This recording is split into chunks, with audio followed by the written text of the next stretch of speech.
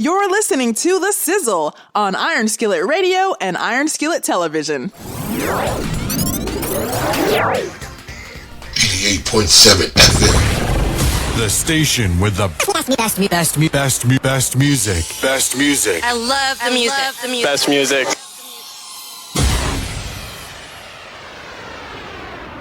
You're listening to The Sizzle on Iron Skillet Radio and Iron Skillet Television.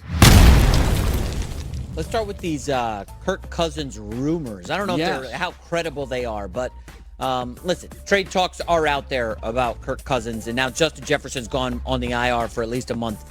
And there is talk with the trade deadline, October 31st, that Cousins could be moved. Here he is responding to the possibility of headed to a different team. Kirk, is there any scenario where you would waive your no-trade clause before the trade deadline? You know, I'm just very focused on the Bears. I'm going 1-0 this week, and anything else is just not worth my time or energy or attention. The last 2 weeks, you've had one of the best offenses in football statistically. Are you a believer that that is contagious or that builds on itself? And if so, what could that mean for Justin to just kind of continue what he's been doing the last 2 years? Yeah, it's about consistency, right? You know, and the guys have shown that. You know, we've seen a really good trend, you know, in our practices, you know, with the connection, with the chemistry, with Justin and the receivers, with the tight ends, you know, with Cole and those guys too. And it just really is trending this way, you know, and we just feel that the consistency's got to be there now.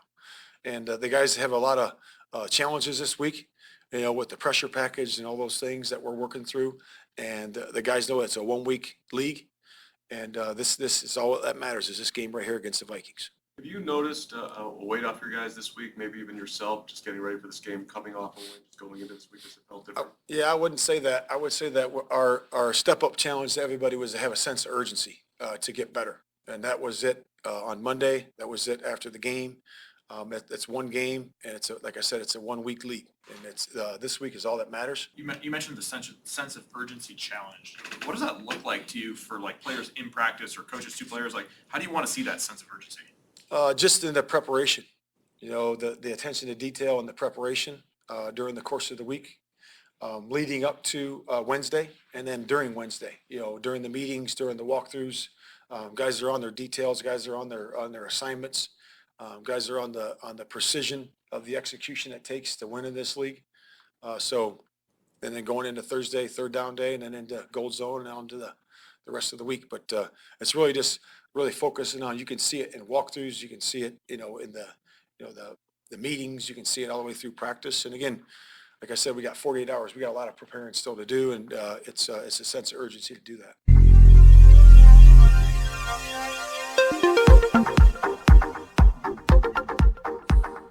Jay, when you talk about preparations, preparing for a game, when you're talking about the Bears getting ready to face the Minnesota Vikings and Kirk Cousins, a lot of questions out there, a lot of things that have been swirling around. But the last we saw of the Bears was on a Thursday night where the Bears took on the Commanders.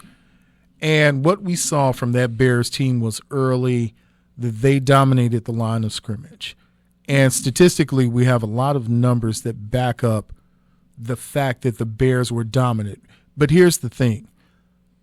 The Bears have the most absurd stat so far this season in the NFL, is that DJ Moore accounted for 230 yards of the 282 yards of passing. So that meant that 52 yards were just distributed among two players throughout that roster. Jay, is this a recipe that the Bears can take through the season to win, or was this, as we talked about earlier, an anomaly when we were talking about Colorado?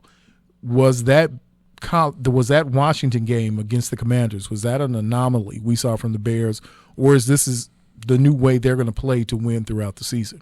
I hope y'all didn't go buy new Justin Field jerseys, because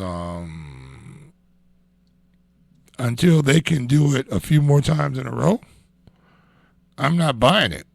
I'm just not buying it. They started off. What was the team before that they played? I'm drawing a blank now.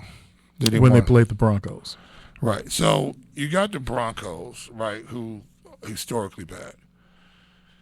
And you looked they played against the Commanders, who had, was he a rookie QB? I think he was a rookie QB, wasn't he? Is he a rookie or is this his second year? Well, he ever looked. He will look like a rookie. And you had a situation where the Bulls, Bears, White Sox, Cubs, all of them, they all have moments when they look like a real franchise, when they look like they can actually play at this level. But we know this is a team who had a 14-game losing streak. If we all of a sudden think that this is just going to flip back around, all of a sudden, I don't know. I think we got a rude awakening getting ready to come up against the Vikings. The Vikings aren't as bad as their record shows. And I think you have Kirk Cousins coming in, one of the top quarterbacks statistically in the league. He can spin it. We know Kirk Cousins can spin it. And he's going to spin it against the Bears. Question is now, can Justin Fields keep up pace? And we know one thing the Bears can't do is protect Justin Fields. So it's going to be interesting now when you're coming up against a defense who's going to pin the ears back, because for the Vikings, this is a winnable game, and this is the Chicago Bears. One of the things that we saw with the Chicago Bears was that they were able to put together a line. That line has given Justin enough protection and been ranked as one of the best lines of the week and last week. The Bears have some very interesting numbers as they are muddling through this season. Jay, I'm going to give you some numbers. I'm going to throw them out here, and I want you to see how these numbers sound. 1,143 passing yards, 11 passing TDs, 5 interceptions, a 95.4 passer rating. Does that sound good so far? Okay. The next number is 1,287 passing yards, 10 TDs, 4 INTs, and a 96 passer rating. Okay. The first ratings, or the first numbers I gave you, were Justin Fields numbers. Okay.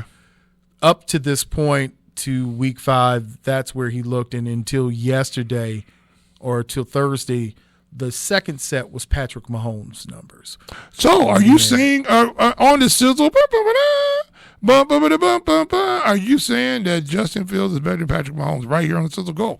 I am saying that if you're a fantasy player right now, if you've had Justin Fields the last 2 weeks, you've won your fantasy league. So are we saying Justin Fields is better than Patrick Mahomes? Is this what you're saying that these statistics will say right now? I don't know what these statistics are saying. Well, you just said them. They're saying that Patrick Mahomes' numbers this year are down versus what we see from Justin Fields. So how do you interpret that? I'll ask you how you interpret. You brought them up. You still haven't answered the question. Do these numbers say that Justin Fields is better than Patrick Mahomes?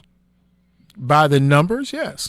So you're saying here on the sizzle that Justin Fields is better than Patrick Mahomes? I'm saying by the numbers, yes. Okay. Well, y'all heard it here first. That right now, G.SIZZLE will take Justin Fields over Patrick Mahomes.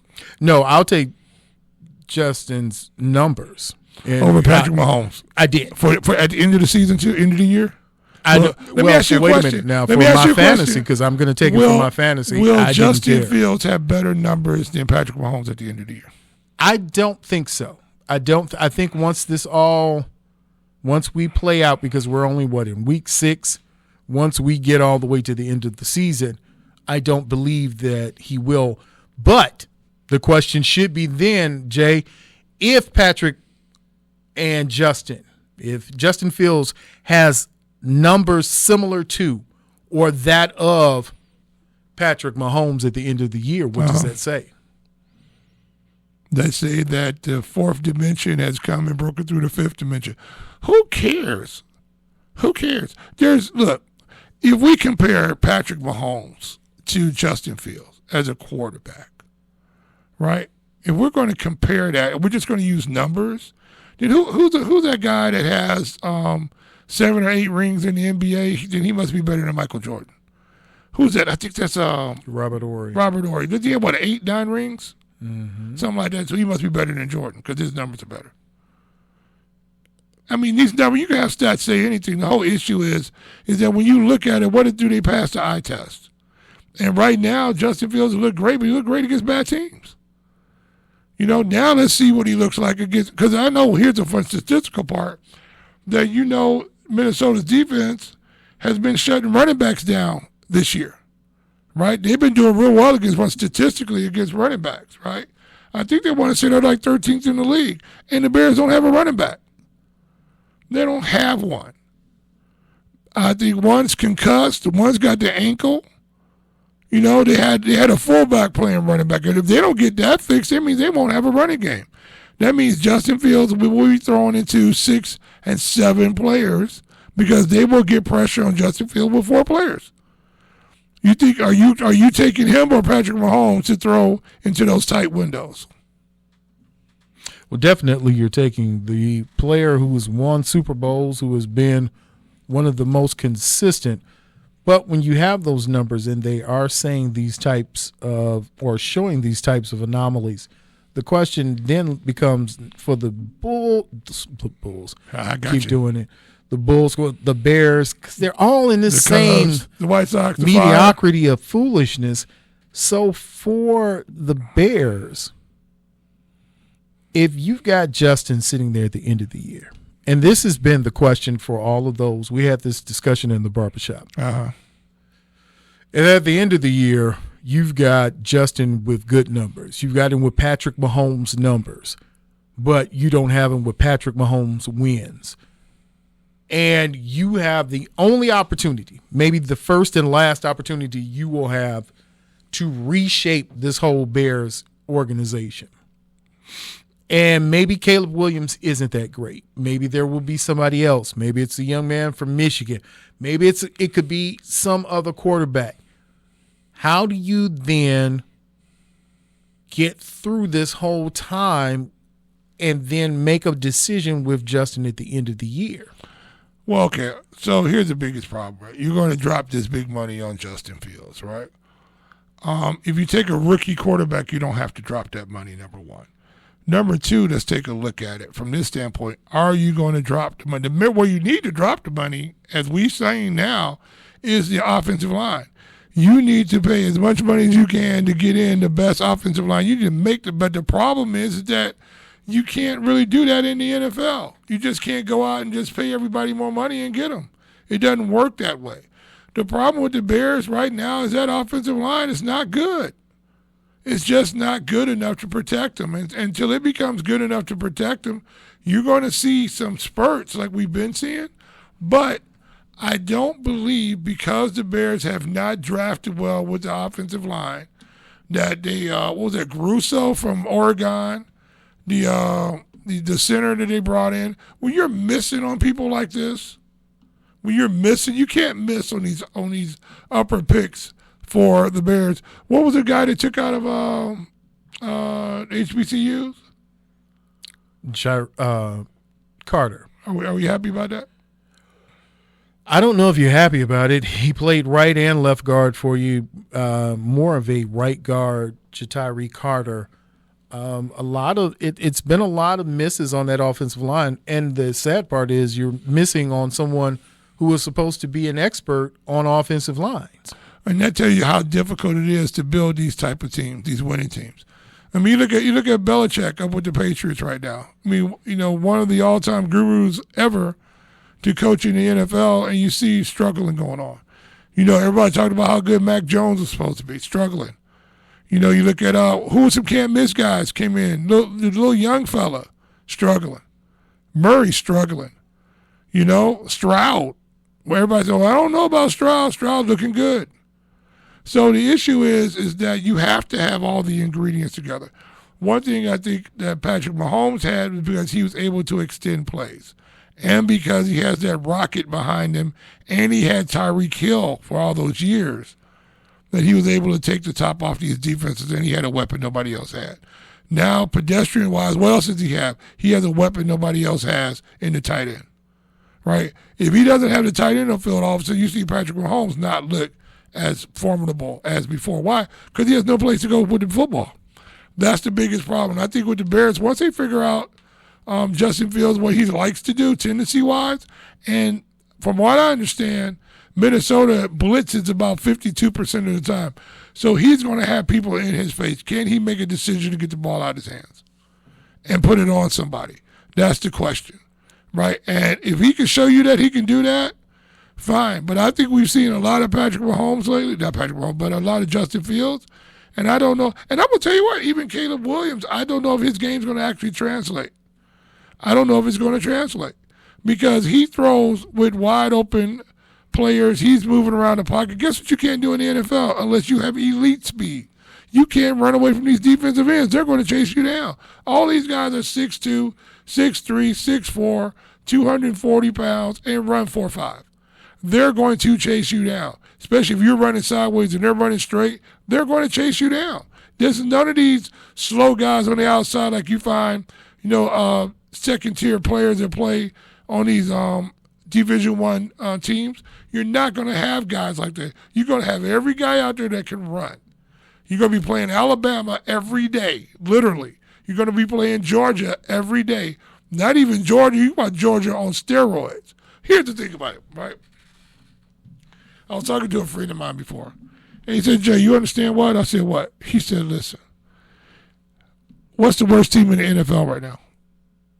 He said, would you put before the Bears were winning, who would you call the worst team in the NFL right now? Jaguars?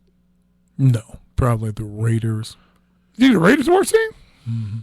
Mm-hmm. All right, so you take the Raiders right now. Raiders are the Cardinals, and I can't say the Cardinals because the Cardinals have clocked in some wins. Take the Raiders. Oh, I know who the worst team is right now.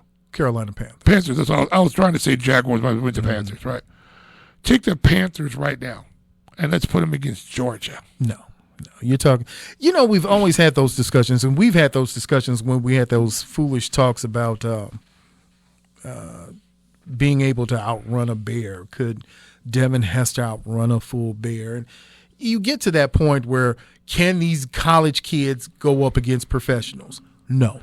They're grown men. No. Georgia would not score. I want to say right now, unless a fluke play happens, they might not even get a first down. Possibly. If you took right now, take Shedeur Sanders, right? Put him in the league right now. With what he has, the talent around him now. But let's give him Oregon's talent. And then take Sanders, put them in the league. Put them against a middling, put them against the Bears. Okay. Get crushed. Any college team goes against any NFL team is going to get crushed. Mm-hmm. But you take Shedeur Sanders and put him again behind a decent offensive line in the NFL, what do you have? Well, now there's the big question. If you put him behind a decent line, then you've got something that is Patrick Mahomes-ish. Absolutely. If you put him behind the Bears line, you get Justin Fields-ish. And this is the problem right now. Justin Fields' problem is that the Bears drafted him. That he didn't go later on in the draft where he went to a decent ball club that can keep him upright and he can throw the football. Right now, Shedeur Sanders, to me, is the better NFL prospect because he's getting the ball off under duress on a regular basis. Mm-hmm. He's shown you how tough he is. Hopefully, he stays healthy. Mm-hmm. But if he gets into the league and he can sit behind there and throw in some windows, he's got a big enough arm. Now, here's the problem, though. Those windows in the NFL are not as big as the windows. They're half windows. Yeah, right. And so you got to anticipate these throws. I think he has a real good opportunity because why? He trains with Tom Brady. Mm-hmm. That's why you see him throw the ball real well. But what did you see all of these college coordinators do real quick? You're not going to beat us like you beat TCU. Right. You're not going to throw them little wheel routes. That ain't going to happen no more. We're taking that away because guess what you don't have time to do now? Sit in the pocket. Well, one of the things that with Justin to learn to sit in the pocket, maybe his days for training with a Tom Brady need to be coming up. Listen, if you're taking the numbers on the Bears game right now, if you're looking at the spread for the Bears, they are +3. The over-under is 43.5. Take the under, and the money line on the Bears right now is a +135. Are they at home? About those numbers? They're at home, Jay. Yeah, so now it's a pick 'em. Flipping coins on this one. I just don't think the Bears are going to have any opportunity to run the football. They just don't have any, unless they pull somebody off the, and I don't know if they pull somebody off the practice squad.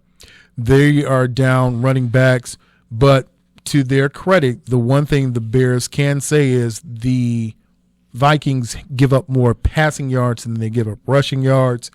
So this, as you said, a pick'em game where you look at if Justin can stay upright and they don't get a good pass rush on him for Minnesota, you could be looking at a twofer. You could be looking at a 2 in a row for the beloved, and now Justin Fields is going to the Super Bowl. He's going to Canton. He's going to Canton. Well, his shoes are already there, so at least he'll be there. At least he can say that. Yeah, that's one thing a lot of people can't say. He has something in Canton He's right in now. Canton. I mean, so he'll go down in the history books. Everybody will know Justin Fields' name. I just think Justin Fields is not a bad quarterback. I don't think that at all. I think he's a bad quarterback for the Chicago Bears. I do question, one of the things you made me go back and look at some of his old footage, and I question now some of his decision-making. Yes. And that decision-making, it worked in college until it didn't work, which was the national title game. Now, in the professional leagues, it's not working. And why did it not work in the national title game? Because he's playing against guys who had NFL caliber talent. Mm-hmm. And all of a sudden, those windows close in a hurry. Those big guys are chasing you down. I don't care how fast you are, unless you're Michael Vick-ish, you're not running away from those guys. Mm-hmm. You're just not. And it's just the Bears are, when you miss on offensive linemen, when you can't keep that offensive line core together for 4, 5, 6 years in a row, and put a guy in there every once in a while when somebody gets dinged up, but you can't start those same guys every year. It's a problem. And so now you see a running back by committee, offensive line by committee, and you have one superstar wide receiver. And with that said, the one thing that is the one superstar we have in the building is the J.SIZZLE mix, always consistent, always there for you, always giving you the heat. So you know what this is. It's the Sizzle. We bring you the best in sports, music, and culture. We've talked about it all, and now it's time for you to enjoy the J.SIZZLE mix here on Gary's Voice of Education, WGVE 88.7 FM. 88.7 FM. The station with the best music. Best music. I love the music. Best music.